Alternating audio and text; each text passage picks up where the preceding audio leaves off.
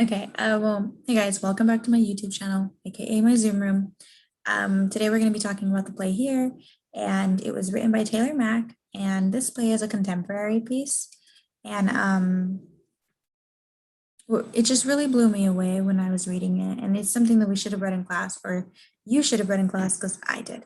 And what I love about it is that it's about absurdism, and well, it has absurdism is like the style of the writing written in like realism, and it's like so I love that because it's so difficult to find those two things paired together in a play, and I think that Taylor Mack pairs them so graciously together in this play. I'm going to be sharing my screen. I've prepared a little PowerPoint so I can introduce you to Taylor Mack, and I guess I could just do I'll do that one. I'll be sharing my screen and we'll go right into the presentation.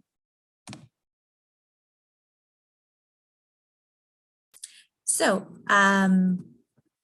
Taylor Mack. I decided to put two images because, you know, they say a picture captures 1,000 words or some shit like that. And I think we get that here. I really do. I put a quote here by Taylor Mack. I believe my job as a theater artist is to remind my audience of the range of their humanity. I believe the more personal risk I take in the work, the more the audience will relate and see the whole of their humanity reflected back at them. So through art, I try to be as masculine, feminine, ugly, beautiful, intelligent, base, chaotic, graceful, joyful, sorrowful, perfect, and flawed as I am in real life. Taylor Mack. And so, yeah, I just really wanted to introduce you to the playwright. So Taylor Mack was born on August 24th of 1973, which means Judy is a Leo. Taylor Mack's preferred pronouns is Judy. Preferred pronouns are Judy. So if you click on the link in this page right here, Judy Explained by Taylor Mack, and basically if you click on the link right here, you'll be taken to an interview where they talk to Taylor Mack about Judy's preferred pronouns. And over here is where, you can not click on the link and read what Taylor Mack had to say and the explanation for Judy. Yes. So just click on that. I'll read it, I suppose. I was getting introduced on stage, written, and some play would say he and others would say, some people, would say he and others would say she, and neither really felt right for the art I was making, Mac explained. And my friend Justin Vivian Bond started using the gender pronoun V, and that made me think I could choose my own. The other part is that I'm an artist, and it's part of my job to make people think outside of their norms a little bit. And I wanted a gender pronoun that was fun and that immediately emasculates you, because you can't roll your eyes and say Judy without being camp. I watched the interview and I loved it, so I recommend you to go watch the interview. Taylor Mack is a jack of all trades. Judy is a playwright, actor, singer, songwriter, performance artist, and a director and producer. Literally, jack of all trades. Taylor Mack is known for big, fantastical musical works, musical theater works, like Judy's piece, the A24 Decade History of Popular Music, where it was literally a 24-hour performance. Literally, like that's insane. I can't imagine putting on a show like that. So speaking of the show, let's talk about the play here at the one on the screen. This is another theater company's, like a different theater company, not Broadway or anything, little rendition of the play here. And the reason I picked it is because, well, I do my own little rendition of here. And I mean, it's not the best budget, so I decided to not go with anything major. I don't even know if here was on Broadway. I'm pretty sure it wasn't, considering contemporary works don't really get to see the big stages.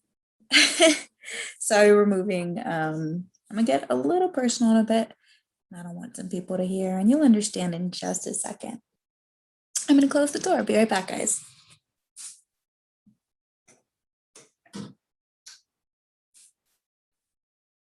Alrighty, I'm back. So the play here is centered around what used to be, wow, motorcycle. Okay. The play here is centered around what used to be your typical American nuclear family. I say used to be because times are changing, and I mean that's exactly what the play is getting at. And it starts off with this transitional state for every character involved. I mean, Isaac is the eldest son, and he's returning home after being discharged from the military, transitioning into home life and civilian life. As Isaac arrives, Paige, the mother, is the person greeting him, welcoming her son home, reintroducing him to his old home, which is different from when he last saw it. It's been a minute, so she's introducing him to the new home and the way things are newly done now, because things change over time. And as she's greeting him and reintroducing him, um, she's doing this like big preparation. Basically, when you're about to rip the band-aid off and tell someone something and you don't know how they're going to react, I feel like that's a lot of what's going on. And it makes sense. The big news is that Isaac's sister, Max, is in the middle of transition. And Max's preferred pronouns are Z or HIR, hence the name of the play. So the overall theme of the show is transitioning it's transitioning. And what I specifically love with like all the preparation that went into telling him about Max and the transition, and it made me reflect on my own connection. It made me reflect on my own connection to the play because it reminded me of, my own coming out story. And I know that they're totally different things, being trans and being part of the LGBTQ for sexuality. I get that. But it doesn't take away from the fact that the play really resonates with me because, my parents know that I'm bi. It doesn't mean they accept it. But Paige accepts her daughter or not her daughter, right? And I love that because my parents, But with my brother, much like Max, well, he doesn't know, and I haven't come out to him. So for me, this just really resonated with me because, Max at one point was the little sister. I am a little sister, and to have to tell someone something and then them look at you differently, and of course they're gonna look at you differently. They should. But I just wish it would be with open arms. And yeah, so it really resonated with me because I have a similar experience of having to tell someone something that's super important, but it being possibly taken not in the way that I would like. And with this play being about a trans person, sorry, I've been digging into what the trans experience in theater is like. And I've clipped some snippets of screenshots that I took from some articles that I had read. So you guys can see for yourself, read for yourself. Here are some questions. Oh no, well, oh no, everything's going wrong. But here's the link article, and I really recommend that you read it. Here are some clips and things that they say. If you just want to press pause on the video, you can read. You can read about people's experiences and put your gender pronouns in your freaking Instagram bio. It's just so important. All of it is just so important, and I think that Taylor Mack touched on such an important topic. And yeah, I mean, since this play really hit home for me, I decided that I didn't want to just do a regular research paper or a report. I wanted to get off my ass and create art because that's what I do when something's important. So I got off my ass, and me and my friend Andrew decided to put up a directing scene for this, even though this isn't a directing class. I wanted to put my artistry to work, and my my empathy and everything that I can offer to this. And I hope that I accomplish that. So yeah, me and my friend Andrew will be putting it on and you'll see it right now. It'll pop up. And I hope you guys enjoy it. I'll be playing Paige and Andrew will be playing Isaac.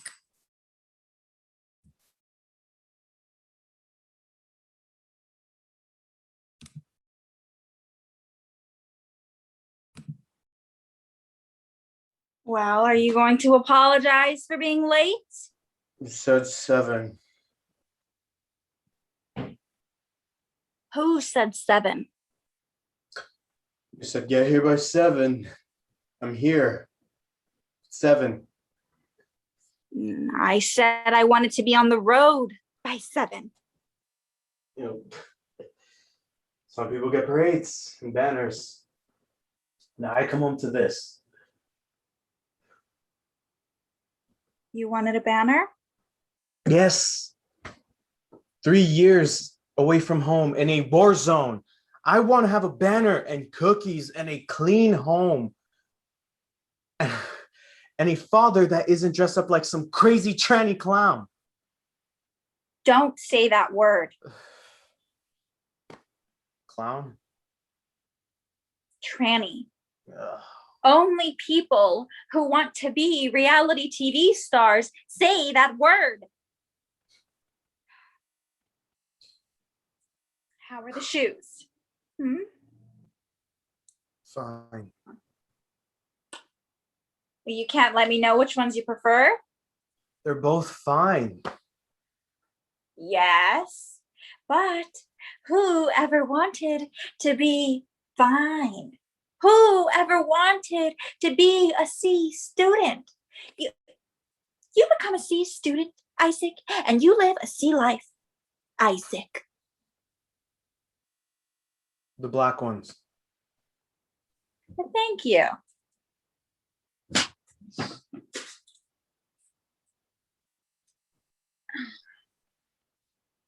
Yeah. And what's the situation?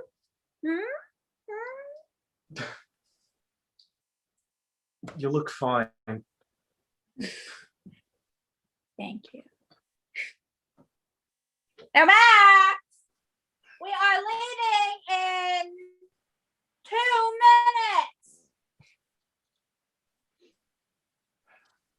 minutes. Dad can't leave the house like that. He's not going. Well, who's going to take care of him? Nobody. Just like when we're at work, plop him on the couch, lock the door. He's there when we get back. Okay, well, you leave him alone? Yes. All day. Yes. Well, okay, well, who's going to look after him while we are gone? Nobody. I am doing things. I am not going to sit around and miss out on this world and this life to hang out with your father, Isaac. Oh, okay. Well, Dad is a part of this world. Ew. Mother. I have discovered the most amazing thing, it used to be that you could be a mediocre straight white man and be guaranteed a certain amount of success.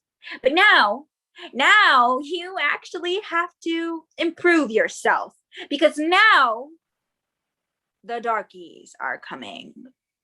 The spics and the queers and those backstabbing bitches waiting to get at the mediocre straight white man the moment it's known that he is not even lifting a finger.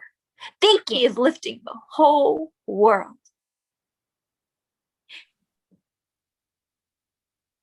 And when you left us, And I'm not blaming you.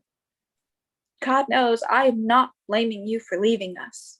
Oh, okay. Well, we couldn't afford college and I couldn't get a But- job. Yes, but when you left us, it got much worse. Your father, furious over his waning privilege, also lost a third of his family to take his fury out on. But it had to go somewhere, right? It was frothing up inside of him, and he started to get this white saliva around the corners of his mouth, and pieces of vertil would spray all over his customers, who started calling in complaints about the racist plumber with the saliva who was entrusted to them by their Rotto Rooter. He lost his job, He lost his job of 33 years to a Chinese American woman, a plumber who is a Chinese American woman. It was fantastic. Bereft of you and his customers to spit his red-faced spittle on. He doubled down on Max and me. 3 times I had to take Maxine into the emergency room. 3 times, Isaac. But the incredible thing is that little Maxine didn't let that stop her trajectory. No, she got on the World Wide Web and started to enlarge her clitoris. Oh. What? You don't like the word clitoris? Uh, I didn't used to like the word either. But now I love it. It is a great word, clitoris. okay, stop that. Clitoris! So, Glitter! ah! Okay. Don't be like your father. That's the kind of word that would send him over the edge. That and his wife. Me seeing agency in Max's changes, and after years of mollifying my own strength out of fear of him, I got myself a job at a not-for-profit. That fucking whore. That's what he used to call me for abandoning him to his private, jobless sector. He couldn't handle the pressure of having to change, of having to improve. So about a year ago, the blood decided just wouldn't go up to his brain, and he had a stroke. He's been this way for a year? So? Well, on the phone, you made it sound like it just happened. You only talk to us and pop up what?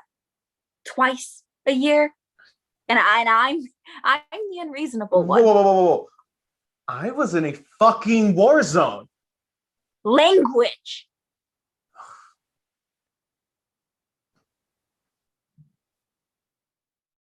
Okay. Well, now that you've seen that, I just want to give you some context on why we made the choices we did, as well as, tell you what the experience of making that scene was even like. So overall, it was a blast working on this. It was my own little fun project on the side. Getting to choose costumes was fun. The costumes are quite simple, in my opinion. I tried to age myself and make myself look eccentric, considering, in the text they say, oh, she's eccentric, and stuff like that. And I get that from her personality. She's goofy. She's bold. She's like a kid starting all over, experiencing an exploring life. So I really wanted to capture that with her character and personality and costume, and I hope I accomplished that. And for Andrew and Isaac, better yet for Isaac, because he's transitioning back into civilian life, it didn't make sense for me to put him in uniform because he was discharged. So for me, it more so is like, let's put him back into civilian life. And I couldn't think of anything that says America more than a flannel. So we put him in a flannel. And that to me was perfect for him. I saw Isaac as a symbol of this heteronormative American man. And then we have Paige, this character who's beginning this journey of righteousness and uplifting lenses that she may not have ever known had been there before. And the way the two characters juxtaposed one another was invigorating and really fun to play with and direct. And I just really enjoyed the side-by-side comparison of Isaac and his mom, and Isaac's desire to stay in the past, his desire for consistency of what he's already lived, wanting to stay, I guess, in Allegory's cave. And Paige being like, fuck no, I see the light on the other side and I'm going to get out of this cage. So that was really interesting. But on the flip side, you deal with the abuse in the relationships, and you see that, it doesn't feel good to see Arnold being treated that way. But at the same time, you hear how he treated Paige. So it's all these contradictions. It was so much fun and so much things to play with, truly. Overall, this piece was great. Besides Zoom being Zoom, I would love to do it in person. And I hope you guys enjoyed. Thank you. I'll talk to you guys later. Log on to my YouTube Zoom channel again.